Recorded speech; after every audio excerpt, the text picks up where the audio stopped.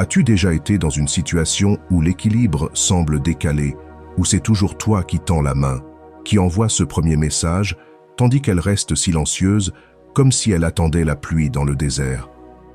Les jours passent, et tu te retrouves à te demander, est-ce qu'elle est même intéressée? Est-ce que je me fais des idées? Si cela te semble familier, sache que tu n'es pas seul. Mais au lieu de sombrer dans le doute, que dirais-tu de prendre une autre approche? Une approche fondée sur le respect de soi et la clarté. Aujourd'hui, nous allons explorer comment aborder cette dynamique avec confiance et sérénité. Je vais te guider à travers des étapes concrètes pour inverser l'énergie en ta faveur, tout en intégrant la sagesse intemporelle du stoïcisme qui peut redéfinir non seulement ta manière de voir les relations, mais aussi la manière dont tu navigues dans la vie. 1. Recule et évalue. Évaluer. L'une des vérités les plus difficiles à accepter est que le manque d'effort de quelqu'un ne reflète pas nécessairement ta valeur, mais ses priorités. Il est tentant de rationaliser son silence avec des excuses comme « peut-être qu'elle est juste occupée » ou « elle n'est pas très texto ». Mais c'est ici qu'il faut faire preuve d'honnêteté. Demande-toi « est-ce que je suis en train de trop m'investir ?» Le stoïcisme nous rappelle de voir les choses telles qu'elles sont, pas comme nous aimerions qu'elles soient. Les mots de Sénèque sont un rappel sobre. La vérité plaît rarement, elle choque souvent. Si elle ne fait pas d'efforts de manière constante, la réalité pourrait être qu'elle n'est pas aussi intéressée que toi. Cette vérité peut faire mal, mais elle te libère pour concentrer ton énergie là où elle sera valorisée. Imaginons que tu parles à quelqu'un de nouveau, tu es le premier à lui envoyer un message chaque matin. C'est toi qui proposes des plans, et quand vous êtes ensemble, l'atmosphère est géniale. Mais une fois séparés, les jours passent et il n'y a plus aucun contact de sa part. Elle ne prend pas de nouvelles, ne lance pas de conversation et tu as l'impression de porter toute la connexion. Il est facile de tomber dans le piège de trop analyser son comportement. Tu pourrais te demander, est-ce qu'elle me teste? Est-ce qu'elle est timide? Ou est-ce que je ne suis simplement pas assez bien? Au lieu de rester bloqué dans cette boucle, fais un pas en arrière et observe ses actions. Les relations, même à leur début, reposent sur la réciprocité.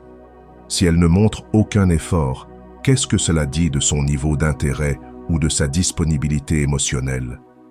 Épictète a dit avec sagesse, « Nous ne sommes pas perturbés par les choses, mais par les vues que nous en avons. » Son manque d'effort n'est pas intrinsèquement blessant.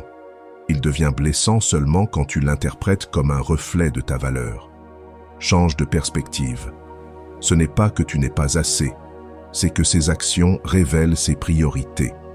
Si elle ne te priorise pas, il est temps d'adapter ton énergie à la sienne. Au lieu de lui envoyer des messages en premier, laisse-la remarquer ton absence, non pas comme une tactique ou un jeu, mais comme une affirmation de respect de soi. 2. Équilibre son énergie. Texte du matin, aucune réponse. L'après-midi, tu as envie de relancer, alors tu envoies un autre message pour prendre des nouvelles.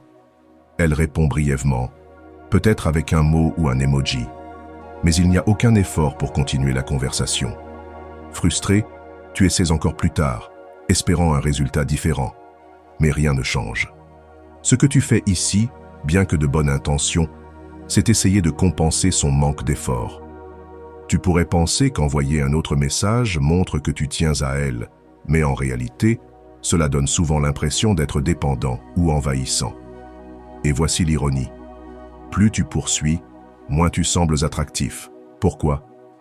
Parce que la disponibilité constante élimine l'excitation de la connexion. Quand il n'y a pas d'espace pour que la curiosité grandisse, la dynamique devient unilatérale et sans inspiration. Si elle ne fait pas d'effort, la solution n'est pas de doubler le tien, mais de prendre du recul et d'aligner ton énergie sur la sienne. Réfléchis-y. Quand tu es toujours disponible, tu laisses aucun espace pour qu'elle se demande à propos de toi, pour qu'elle ressente le désir de te rejoindre. Mais lorsque tu crées un peu de distance, tu invites la curiosité. Cela ne signifie pas que tu joues à des jeux. Cela signifie que tu valorises ton temps et ton énergie émotionnelle. Si elle veut se connecter, elle prendra l'opportunité quand elle se présentera. Si elle ne le fait pas, ses actions, ou son absence d'action, révéleront son niveau d'intérêt. Les stoïciens valorisaient la tempérance, la pratique de la modération et de l'équilibre dans toute chose. Appliqué aux relations, cela signifie résister à l'envie de trop compenser et, au lieu de cela, trouver l'harmonie dans tes actions. Marc Aurèle a écrit « Ne fais rien sans but, laisse-le être fait par raison et vertu ». Avant d'envoyer ce message supplémentaire ou d'essayer de combler le silence, demande-toi « Est-ce que je fais cela parce que je le veux vraiment ou parce que je cherche une réponse pour valider ma valeur ?» En équilibrant ton énergie sur la sienne, tu démontres du respect et de la dignité. Cela montre que tu es prêt à rencontrer quelqu'un à mi-chemin, mais que tu n'es pas prêt à courir après ce qui ne t'est pas offert librement. Lorsque tu égalises son énergie, tu envoies un message clair, non seulement à elle, mais à toi-même. Tu communiques que ton temps et tes efforts sont précieux, et tu n'es pas prêt à les offrir gratuitement à quelqu'un qui ne réciproque pas. 3. Communiquer ouvertement et honnêtement. Dans un monde où les signaux contradictoires et les jeux subtils dominent les rencontres modernes, emprunter la voie de la communication honnête peut sembler intimidant. Et si on te percevait comme trop direct? Et si ta franchise repoussait l'autre personne? Mais soyons réalistes, si cette connexion compte vraiment pour toi, éviter le sujet ne fait que retarder l'inévitable. Si quelque chose te semble étrange, il est temps de l'aborder directement, avec calme et clarté. Imagine cela. Tu es toujours celui qui envoie les premiers messages, qui organise les rencontres et qui montre de l'intérêt, mais au fond, tu commences à sentir le déséquilibre. Tu te demandes si elle est vraiment intéressée ou si elle répond juste par politesse. Au lieu de faire des suppositions, arrête de deviner et commence à communiquer. Jouer à attendre qu'elle t'écrive en premier ou te retirer pour voir si elle remarque peut sembler une manière sûre de protéger tes sentiments, mais ces tactiques mènent souvent à la frustration et à la confusion. Une approche plus saine aborde la situation ouvertement et directement. Comme les stoïciens nous le rappellent, la véritable force réside dans l'honnêteté et l'intégrité. Avoir une conversation honnête ne signifie pas la confronter avec frustration ou reproche. Au contraire, approche-la avec curiosité et un désir de comprendre. Tu pourrais dire quelque chose comme « J'ai remarqué que c'est souvent moi qui initie nos conversations ou nos plans. Je voulais juste vérifier si tu es aussi intéressé, car cette connexion est importante pour moi. » Ce type de déclaration est puissant parce qu'il est calme, direct et sans accusation. Tu ne demandes pas de réponse ni ne rejettes la faute, tu ouvres la porte à une conversation significative. Lorsque tu abordes des sujets sensibles, le timing et le ton sont cruciaux. Évite d'avoir cette conversation par message, car cela peut entraîner des malentendus. Si possible, aborde-le en personne ou lors d'un appel téléphonique, lorsque l'ambiance est détendue. Parle calmement, avec un ton de curiosité plutôt que de frustration. Souviens-toi, l'objectif n'est pas de la mettre sous pression, mais de chercher à clarifier et comprendre. Une communication claire peut dissiper les malentendus et te donner la clarté nécessaire pour décider des prochaines étapes.